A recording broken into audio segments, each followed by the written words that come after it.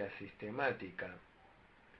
Continuaremos con B mayúscula, operaciones de la gracia común. La gracia común tiene que ver con 1. La luz de la revelación natural. A minúscula. La luz de la revelación natural es la luz que brilla en el corazón del hombre y es la luz que guía la conciencia y la razón del hombre. La luz de la revelación natural resplandece en la conciencia y en la razón tanto de los escogidos como de los no escogidos, para que conozcan a Dios hasta cierto punto, y la luz suprime el pecado y aumenta el buen orden. B minúscula. La luz de la revelación natural es la forma más básica de recibir la gracia común. Sin la luz de la revelación natural, todos los demás medios no funcionarían eficazmente para recibir la gracia. En un sentido limitado, la luz de la revelación natural también opera en conexión con la revelación especial de Dios, Génesis 41, versículos 1 al 8. 2. Gobiernos. Los gobiernos suprimen los poderes del mal a través de las leyes y las políticas. Los gobiernos también suprimen el libertinaje de los hombres mediante leyes y políticas. Los gobiernos promueven el buen orden en la sociedad con leyes y políticas. 3. La opinión pública. La opinión pública suprime tanto el libertinaje de los hombres como los poderes del mal.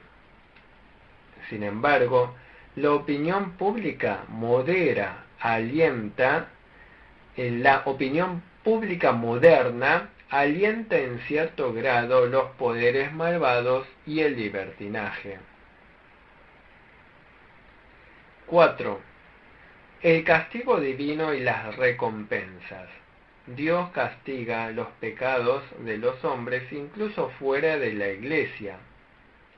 Sin embargo, generalmente la gente no es consciente de los castigos de Dios. Dios también recompensa a los hombres por sus buenas acciones morales, incluso fuera de la iglesia. Las recompensas de Dios alientan la bondad y sus castigos tienen un efecto disuasorio contra el mal. C mayúscula. Los efectos de la gracia común. 1. Se posterga la ejecución de la sentencia. A causa de la gracia común, no se ejecuta inmediatamente la pena de muerte contra el pecador, sino se posterga y otorga oportunidad para el arrepentimiento. 2. Restringe el pecado. El pecado está restringido en la vida de los individuos y en la sociedad debido a la gracia común, y el elemento corrupto que ingresó en la vida humana es restringido en cierto grado para que no ejerza su actividad destructiva. 3. El hombre es en cierta medida consciente de la verdad, de lo bueno y lo bello, y lo busca y evalúa hasta cierto grado. 4. La gracia común hace que el hombre realice justicia moral.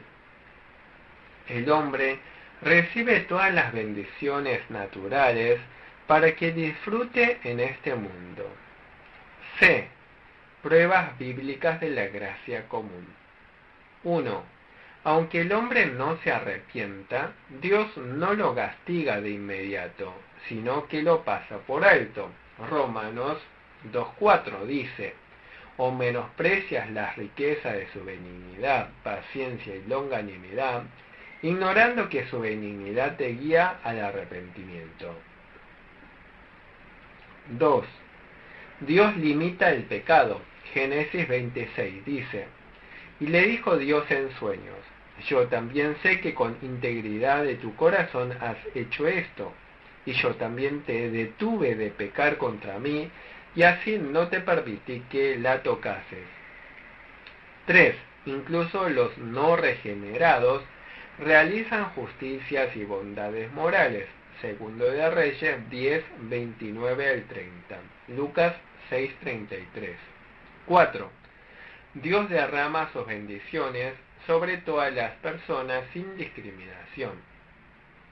Mateo 5, 44 al 45 dice: para que seáis hijos de vuestro Padre que está en los cielos, que hace salir su sol sobre malos y buenos, y que hace llover sobre justos e injustos. Capítulo 2. Llamamiento y regeneración. 1. En número romano. Observaciones generales sobre el orden de la salvación. La salvación es la gracia especial de Dios. El fundador de la salvación es Dios, y la causa de los actos redentores está en Dios. Efesios 1:4, versículo 7, versículo 13. Dios escogió a los pecadores antes de la creación, los llamó a su tiempo y salvó a los pecadores al permitirles creer en el Evangelio por la guía del Espíritu Santo. 2. En número romano. El llamamiento. El llamamiento es la invitación de Dios a los pecadores para que reciban la gracia de la redención obrada por Jesucristo. El llamamiento es obra del Dios de la Trinidad, la obra del Padre, el Hijo y el Espíritu Santo. 1 Corintios 1:9, Mateo 11:28, Hechos 5, versículos 31-32. El Espíritu Santo usa la palabra de Dios como instrumento para llamar a los pecadores a creer en el Evangelio. El llamamiento de Dios consiste en un llamamiento externo y un llamamiento interno. A mayúscula. Llamamiento externo. 1.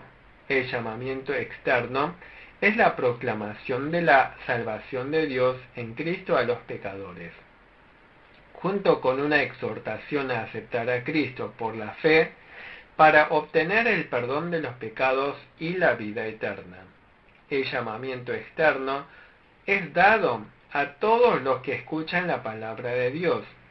El llamamiento externo afecta solo a la vida natural, sin las obras especiales del Espíritu Santo. 2. Pruebas bíblicas del llamamiento externo. La Biblia dice que algunos que fueron invitados por Dios no vinieron. Algunos oyeron el Evangelio pero lo rechazaron y sufrieron un gran castigo. Juan 3:36, Mateo 10:15. 3. Tres elementos del llamamiento externo. A minúscula. Presenta los hechos del Evangelio. La verdad de la redención revelada en Jesucristo debe ser claramente expresada. B minúscula. Invita al hombre a aceptar a Cristo. Para que un pecador acepte a Cristo, debe arrepentirse de sus pecados y creer en el Evangelio. Jesús predicó: el tiempo se ha cumplido y el reino de Dios se ha acercado. Arrepentíos y creed en el Evangelio. Marcos 1, versículos 14 y 15. C. Hay promesa de perdón y salvación. Cualquiera que se arrepienta de sus pecados y cree en el Evangelio recibirá el perdón de los pecados y la vida eterna. y se convertirá en un hijo de Dios.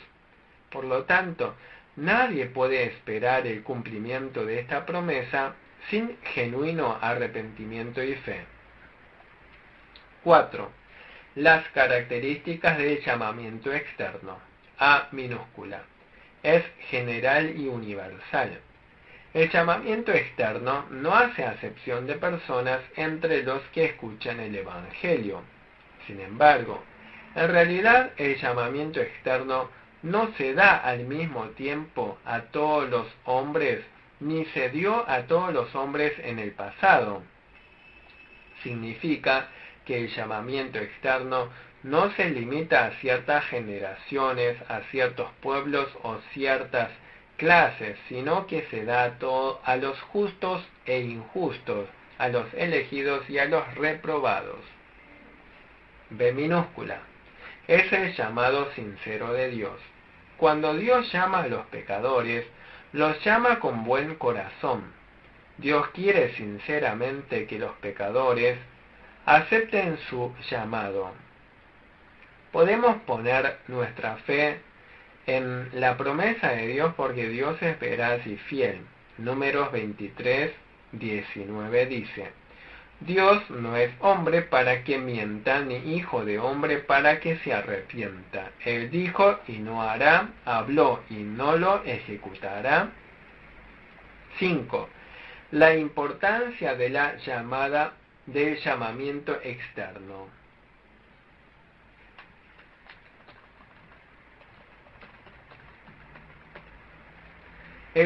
A minúscula. El llamamiento externo enfatiza el derecho de Dios sobre el pecador. Dios tiene derecho a recibir el servicio del hombre. El derecho de Dios al servicio del hombre continúa aún después de la caída del hombre y es afirmado tanto en la ley como en el Evangelio.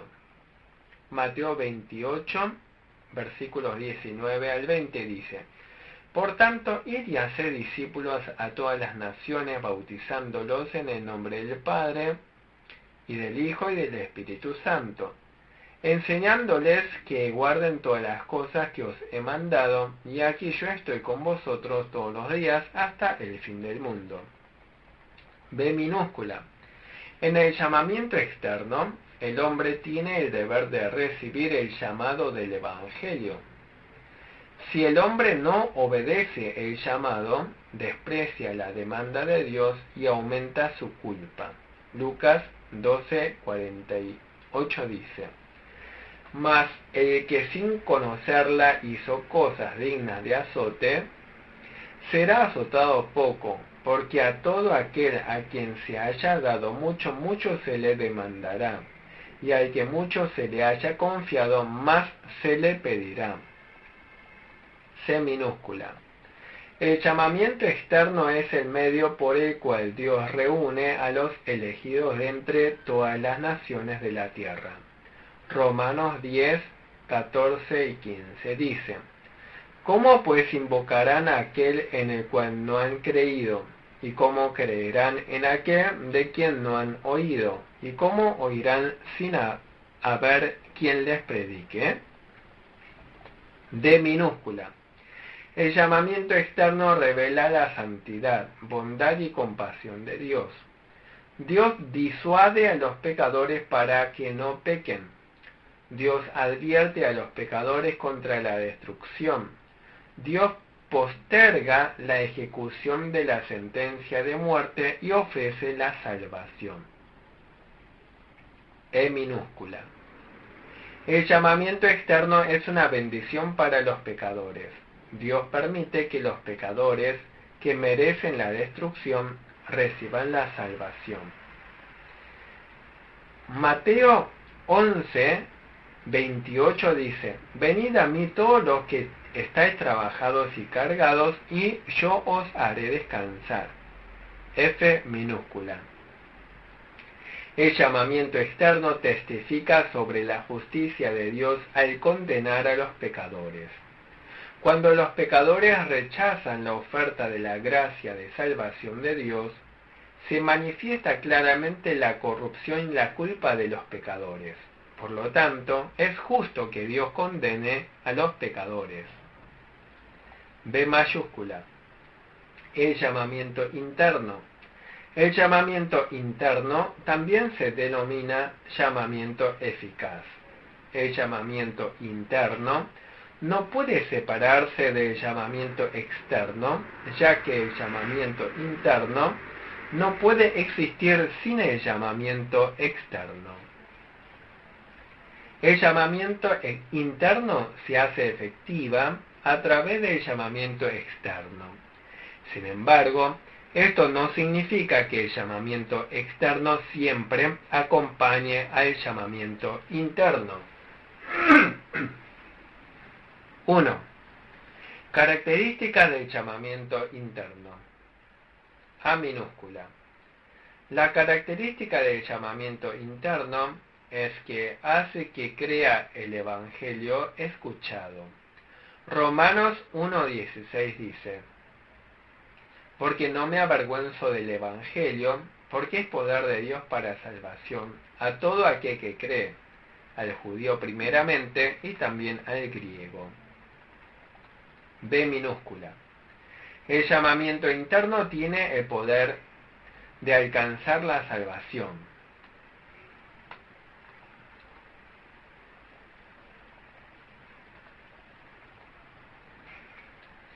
Primera de Corintios 1:18 dice: porque la palabra de la cruz es locura a los que se pierden, pero a los que se salvan, esto es, a nosotros, es poder de Dios.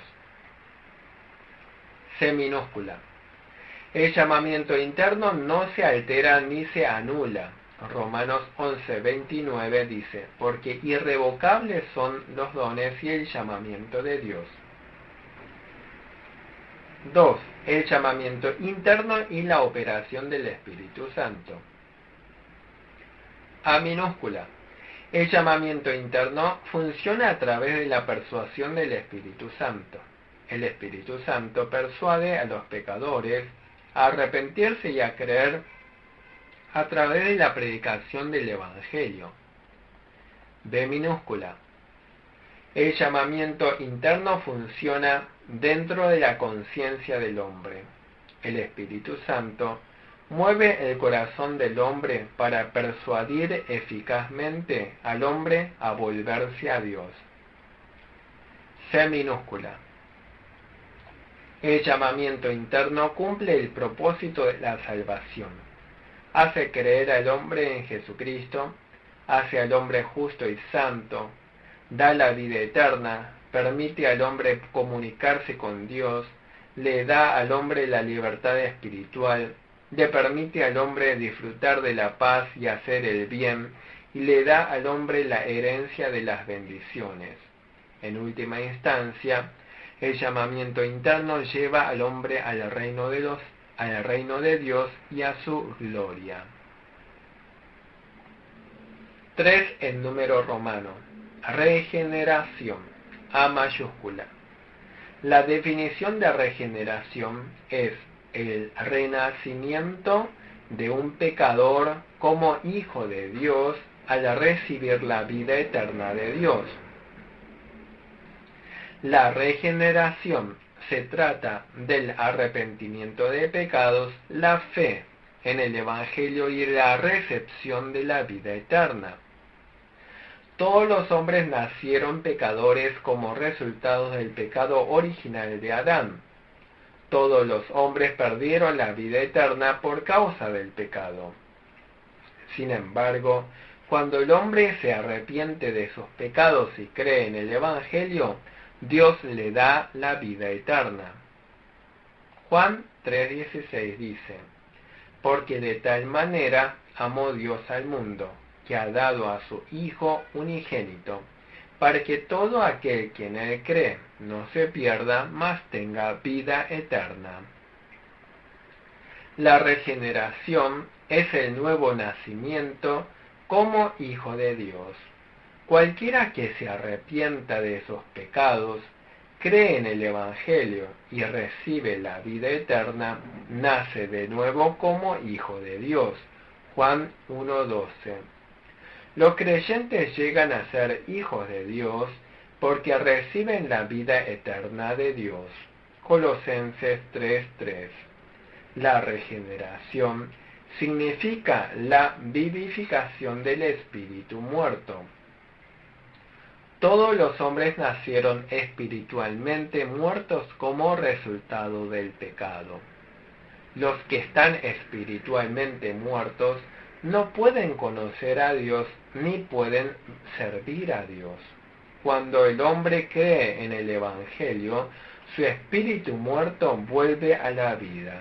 El espíritu muerto debe revivir para conocer a Dios, amar a Dios y servir a Dios. B mayúscula. Características de la regeneración. 1. El espíritu regenerado produce cambios fundamentales. El hombre está compuesto por un cuerpo físico y un alma inmaterial. El alma tiene funciones espirituales de intelecto, emociones y volición con respecto al mundo espiritual y Dios. Las funciones espirituales del hombre, que fue creado a la imagen de Dios, operaron en el principio para que él pudiera conocer, amar y obedecer a Dios. Sin embargo, después de que Adán pecó, sus funciones espirituales murieron y él no podía conocer, amar ni servir a Dios. Todos los hombres nacidos como descendientes de Adán nacen con funciones espirituales muertas como resultado del pecado original de Adán. Efesios 2:1. El pecador no podía conocer a Dios, amar a Dios ni servir a Dios con su propia fuerza. Así, cuando Dios hace que el pecador nazca de nuevo como hijo de Dios, revive las funciones del espíritu que estaba muerto, permitiéndole conocer a Dios, amarle y servirle. A minúscula. La regeneración produce cambios en el intelecto. El hombre regenerado conoce a Dios. Segunda de Corintios 4:6 dice: porque Dios, que mandó que de las tinieblas resplandeciese la luz, es el que resplandeció en nuestros corazones para iluminación del conocimiento de la gloria de Dios en la faz de Jesucristo. B minúscula. La regeneración produce cambios en las emociones. El hombre nacido de nuevo ama a Dios.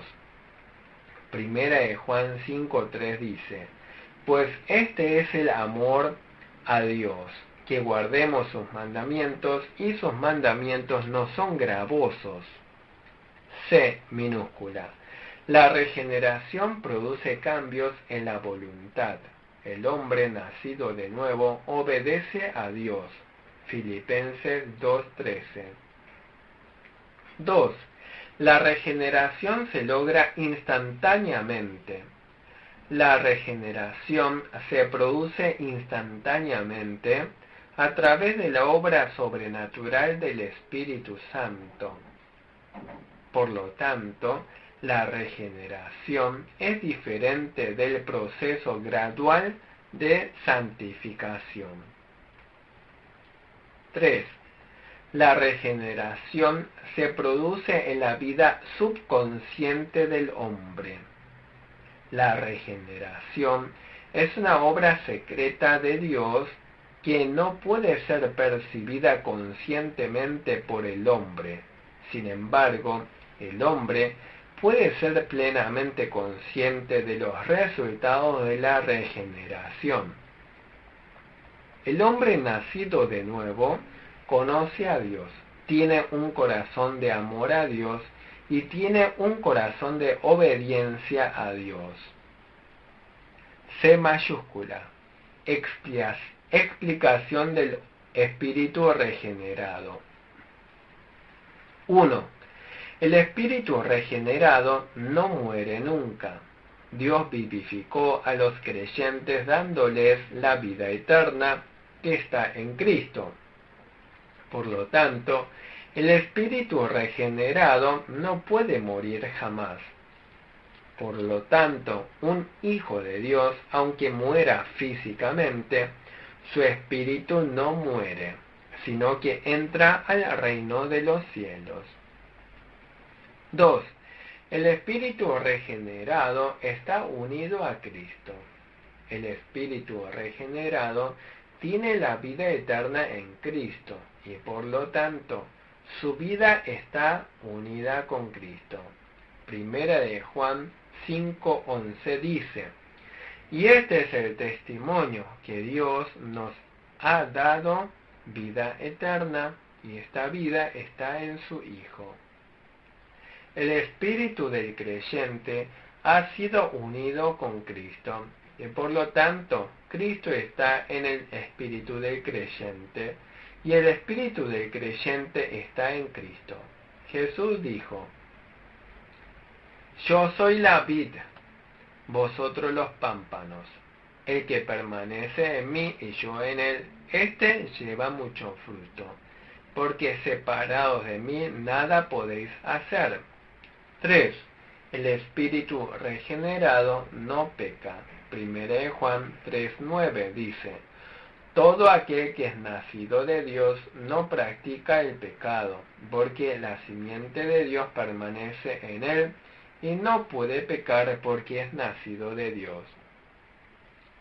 Todo aquel que es nacido de Dios no se refiere al creyente regenerado, sino a su espíritu regenerado.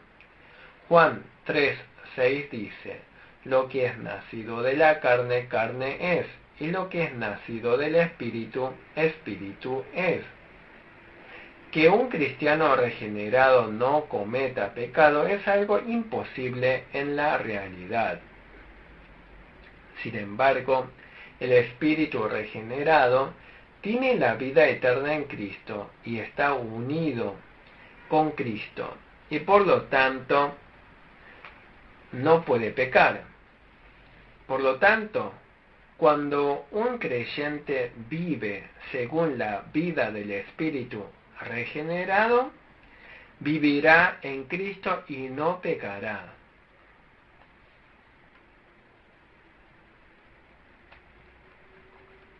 Los creyentes pecan porque no viven de la vida del espíritu, sino que viven como personas carnales.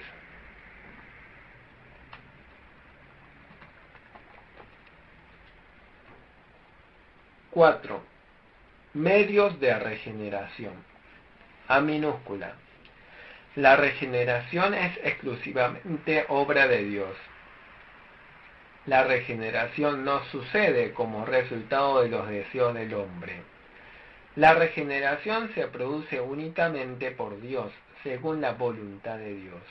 Santiago 1:18 dice: Él, de su voluntad, nos hizo nacer por la palabra de verdad, para que seamos primicia de sus criaturas. B minúscula. La regeneración se produce por la palabra de Dios y por la obra del Espíritu Santo. Dios produce el nuevo nacimiento por el poder del Espíritu Santo, usando la palabra de Dios como instrumento. 1 Pedro 1:23 dice: siendo renacidos no de simiente corruptible, sino de incorruptible, por la palabra de Dios que vive y permanece para siempre. C minúscula. La regeneración se basa en la fe en el Evangelio.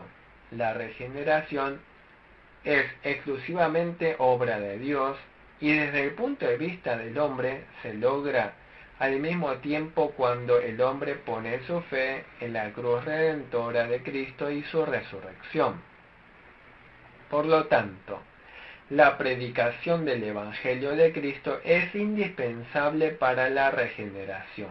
1 Pedro 1:3 dice: bendito el Dios y Padre de nuestro Señor Jesucristo, que según su grande misericordia nos hizo renacer para una esperanza viva por la resurrección de Jesucristo de los muertos. 5. Razones por las cuales el espíritu regenerado no peca. El espíritu regenerado se refiere a un espíritu que había muerto una vez como resultado del pecado, pero ahora ha sido vivificado por haber recibido la vida eterna en Cristo. Efesios 2, versículo 1 y 5. Dios le ha dado al creyente un espíritu regenerado para que viva según la vida del espíritu, no peque, sino que viva en santidad.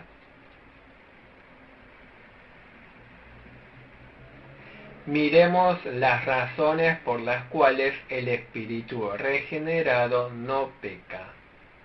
A minúscula. Porque el espíritu regenerado ha nacido de nuevo por el Espíritu Santo. Dios salvó el espíritu muerto por la obra del Espíritu Santo y le permitió conocer, amar y servir a Dios. El apóstol Pablo llamó al espíritu regenerado una nueva creación. 2 de Corintios 5:17. B minúscula. El espíritu regenerado no peca porque recibió la vida eterna en Cristo. El hombre nace con un espíritu muerto como resultado del pecado original de Adán. Sin embargo, cuando el pecador se arrepiente y cree en el Evangelio, recibe la vida eterna, y su espíritu muerto es vivificado. El hecho de que el espíritu haya recibido la vida eterna implica que no peca. C minúscula. El espíritu regenerado no peca porque se ha unido con Cristo. Por haber recibido la vida eterna en Cristo, el espíritu regenerado del creyente está unido a Cristo. 1 de Juan 5, 11 y 12 dice: y este es el testimonio, que Dios nos ha dado vida eterna, y esta vida está en su Hijo. El que tiene al Hijo tiene la vida. El que no tiene al Hijo de Dios no tiene la vida. Juan 6, 54, 56. El espíritu que está unido a Cristo y está en Cristo no puede pecar. Ahora vamos a estudiar el tema de la conversión. Capítulo 3. Conversión. 1. En número romano.